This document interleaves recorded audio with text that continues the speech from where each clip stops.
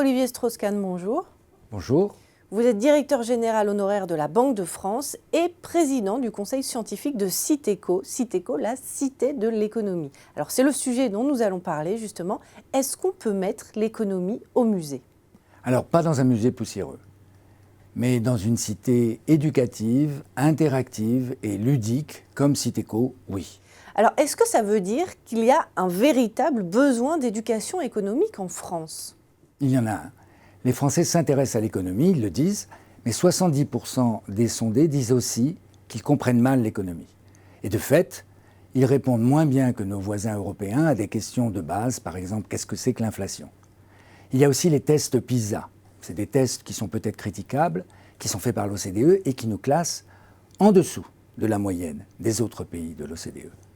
Donc on voit que l'économie suscite à la fois attrait et méfiance. D'où l'ouverture de la Cité de l'économie à Paris en 2019, qui a été financée par la Banque centrale. Alors pourquoi est-ce qu'une banque centrale s'engage ainsi dans l'éducation économique? Alors elle s'engage, mais elle s'engage depuis longtemps. La Banque de France a une longue expérience des besoins d'éducation économique. Outre ses publications, via son site internet, elle traite par exemple, et on ne le sait pas toujours, les dossiers des ménages surendettés. Et il y en a encore presque 150 000 par an. Elle est indépendante, elle est présente sur le terrain, elle est l'opérateur national de la stratégie d'éducation financière. Et contribuer à cette éducation est en fait dans son intérêt, pour expliquer ses objectifs et ses moyens d'action et contribuer modestement à un meilleur fonctionnement de l'économie. Et alors qui a décidé de mettre une cité digitale dans un château néo-Renaissance?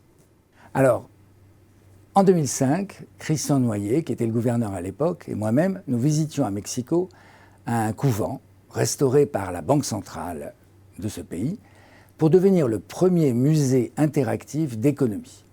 Or, la Banque de France n'avait pas de musée, contrairement à ses grandes consoeurs.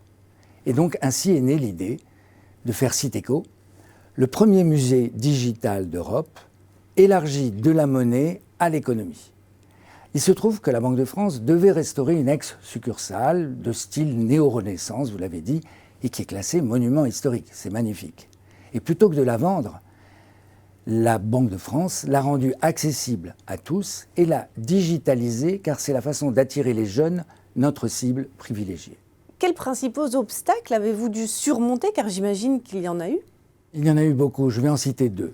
Le premier, architectural, révéler toute la beauté de l'architecture à la fois néo-gothique ou néo-renaissance et art déco, de ce château que j'appellerais à la Harry Potter.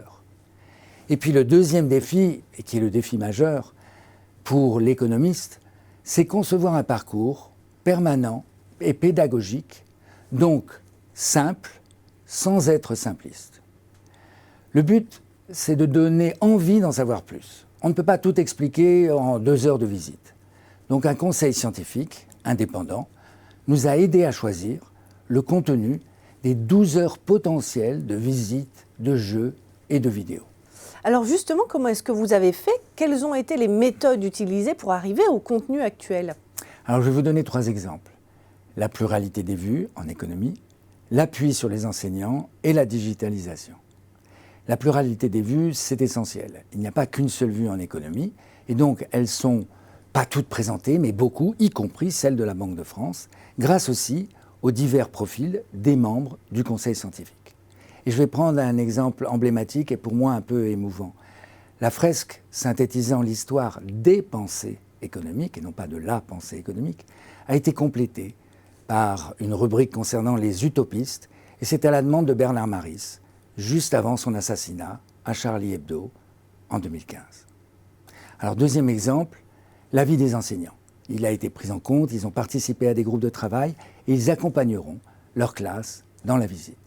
Et le troisième, important, et je l'ai déjà évoqué, la digitalisation des jeux et des débats qui permet de préparer et de prolonger la visite grâce au site internet citeco.fr.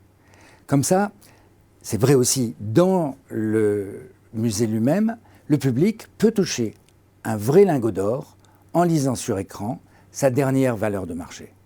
Bref, on a vu qu'une cité digitale séduit la cible privilégiée des jeunes et projette au XXe siècle XXIe siècle, je voulais dire, les Harry Potter en herbe et ce véritable château Poudlard de l'économie. Merci Marc-Olivier Strauss-Kahn pour ce petit aperçu des coulisses de la Cité de l'économie. Venez visiter. Avec plaisir. Merci.